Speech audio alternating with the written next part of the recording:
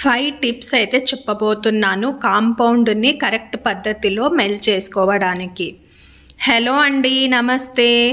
Moms కిచెన్లోకి మీ అందరికీ స్వాగతం.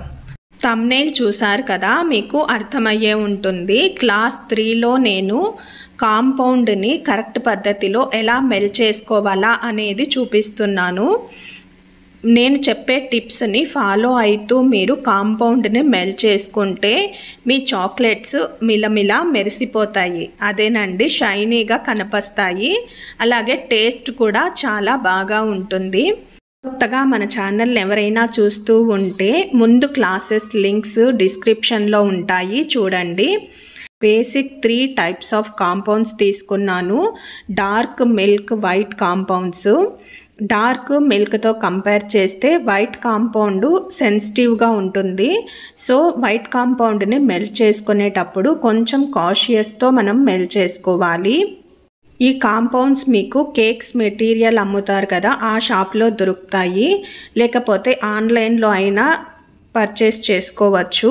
ఆన్లైన్ లింక్స్ డిస్క్రిప్షన్లో ఉంటాయి, చెక్ చేయండి. ఈ కాంపౌండ్స్ ఎక్స్పైరీ డేటు 1 ఇయర్ ఉంటుంది. కానీ ఫ్రెష్ స్టాక్ తీసుకుంటే బాగుంటుంది. ఓల్డ్ స్టాక్ అయితే మెల్టింగ్లో ప్రాబ్లమ్స్ రావచ్చు. సో ఫ్రెష్ స్టాక్ తీసుకోవడానికి ట్రై చేయండి. ఈ కాంపౌండ్ 500 గ్రామ్స్ వస్తుంది. అలాగే 4 స్లాబ్స్ ఉంటాయి. ఈరోజు మనం ఒక్కొక్క స్లాబ్ తీసుకొని మెల్టింగ్ ఎలా చేయాలా అనేది చూపిస్తాను. డార్క్ కాంపౌండ్లో ఒక స్లాబ్ తీసుకొని ఇలా జస్ట్ హాఫ్కి కట్ చేసుకుంటున్నాను. ఈ డార్క్ కాంపౌండ్ని మైక్రోవేవ్లో ఎలా మెల్ట్ చేసుకోవాలి అనేది చూపిస్తాను. మైక్రోవేవ్లో మెల్ట్ చేస్తున్నట్లయితే ఇలా పెద్దగా కూడా కట్ చేసుకోవచ్చు. చిన్న ముక్కలుగా కట్ చేసుకోనక్కర్లేదు. నేనైతే ఇలానే మెల్ట్ చేసుకుంటాను. ఇప్పుడు ఈ బౌల్ని మైక్రోవేవ్లో ఉంచి 1 మినిట్ టైం అయితే సెట్ చేసుకుంటున్నాను.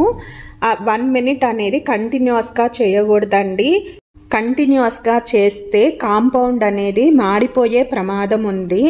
కాబట్టి ఫస్ట్ 30 సెకండ్స్ అవ్వగానే బయటకు తీసుకొని ఒక్కసారి కలుపుకొని మళ్ళీ ఉంచి మైక్రోవేవ్లో మెల్ట్ చేసుకోవాలి. చూడండి, ఇక్కడ 30 సెకండ్స్ అయ్యింది.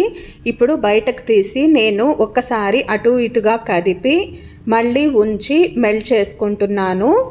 నాకు 1 మినిట్కి మెల్ట్ అయిపోయిందండి. ఒకవేళ మీకు ఎక్కువ కాంపౌండ్ తీసుకొని ఎక్కువ టైం తీసుకునేట్లయితే నెక్స్ట్ కూడా 20 సెకండ్స్కి ఒక్కసారి మీరు చెక్ చేసుకుంటూ మెల్ట్ చేసుకోవాలి.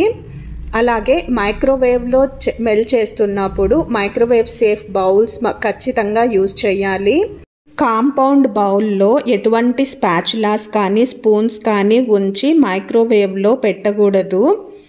చూడండి, మన కాంపౌండ్ చక్కగా మెల్ట్ అయిపోయింది.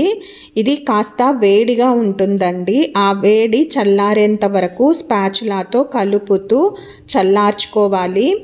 ఈ ప్రాసెస్ని టెంపరింగ్ చాక్లెట్ అని అంటారు.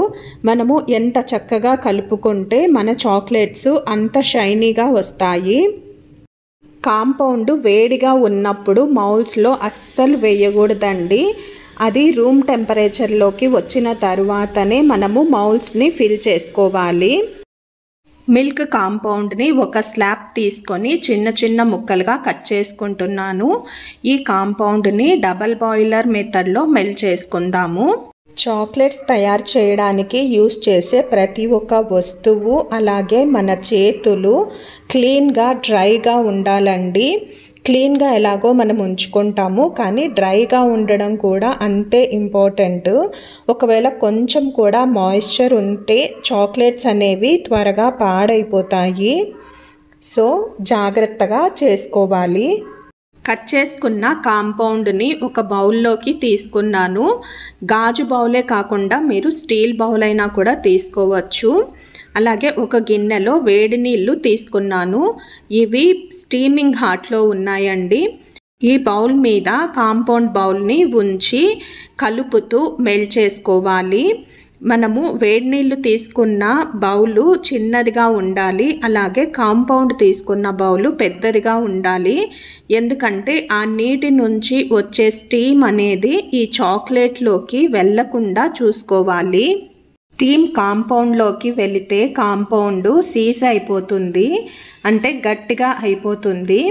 సో అలా అవ్వకూడదు అంటే మనము కింద చిన్న బౌలు పైన పెద్ద బౌలు పెట్టుకొని మెల్ట్ చేసుకోవాలి. నేను చూపిస్తున్నంత ఫాస్ట్గా అయితే కలపడం లేదండి, వీడియోని ఫాస్ట్గా పెట్టాను అంతే. ఎందుకంటే మీకు బోర్ కొట్టకుండా ఉండాలి కదా, అందుకని.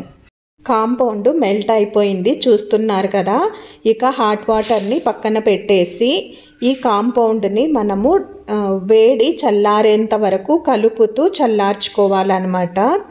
మీరు ఇక్కడ చూస్తే నేను బౌల్ని వైప్ చేసుకుంటున్నాను, ఎందుకంటే హాట్ వాటర్ మీద ఉంచాం కదా, ఆ స్టీమ్ అనేది తడిగా ఉంటుంది. సో అది మన కాంపౌండ్లోకి వెళ్ళకుండా జాగ్రత్తగా క్లీన్ చేసుకుంటున్నాను అన్నమాట. ఇప్పుడు వైట్ కాంపౌండ్ని మెల్ట్ చేసుకుందాము. ఈ కాంపౌండ్ కూడా నేను ఒక స్లాబ్ తీసుకొని ముక్కలుగా కట్ చేసుకున్నాను. మీరు ఇక్కడ చూస్తే ఇవి కొంచెము పెద్ద ముక్కలుగా కట్ చేసుకున్నాను. దీన్ని కూడా నేను డబుల్ బాయిలర్ మెథడ్లోనే మెల్ట్ చేసుకుంటున్నాను. ఇలా పెద్ద ముక్కలుగా కట్ చేసుకుంటే మెల్ట్ అవ్వడానికి కాస్త టైం ఎక్కువగా పడుతుంది. అదే మీరు చిన్న ముక్కలుగా కట్ చేసుకుంటే త్వరగా మెల్ట్ అయిపోతుంది అన్నమాట. ఈ వైట్ కాంపౌండ్ని కొంచెము జాగ్రత్తగా మెల్ట్ చేసుకోవాలి.